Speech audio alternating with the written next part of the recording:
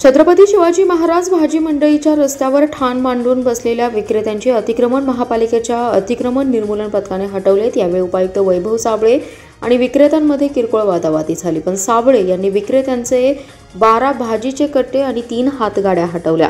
शहरातील मध्यवर्ती भागात असलेल्या या भाजी मंडईच्या रस्त्यावर विक्रेत्यांनी मोठ्या प्रमाणात अतिक्रमण केलं होतं।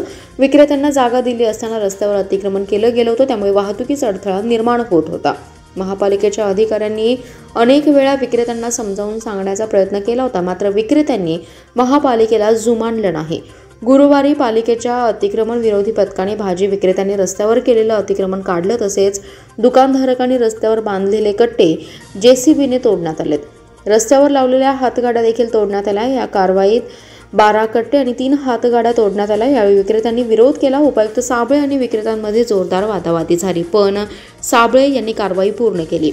भाजी मंडई समोरील अतिक्रमणात अडकलेला मोठा चौक या कारवाईमुळे मोकळा झाला। उपायुक्त वैभव साबळे यांच्या उपस्थितीत या मोहिमेत सहाय्यक आयुक्त सहदेव कावडे, अतिक्रमण विभागाचे विशेष कार्य अधिकारी दिलीप घोरपडे, स्वच्छता निरीक्षक धनंजय कांबळे, विक्रम घाडगे आणि कर्मचारी सहभागी झाले।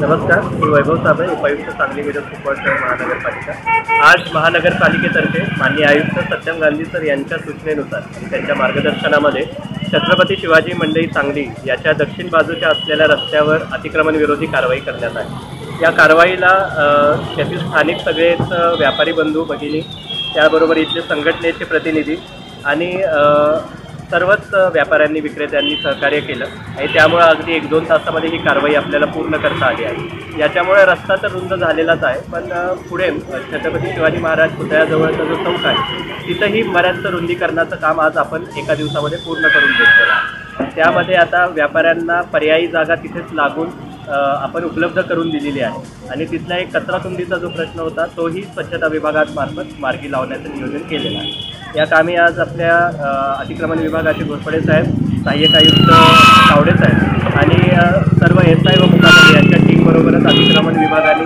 सक्रियपणे सहभाग घेतला आणि आजचा पत्रकार बंधू असतील किंवा इथले सामाजिक कार्यकर्ते असतील यांनीही खूप सहकार्य केले। सगळ्यांना पुन्हा एकदा आभार आणि हे अतिक्रमण पुन्हा होऊ नये असं एक मनपातर्फे सगळ्यांना आवाहन करण्यात। धन्यवाद।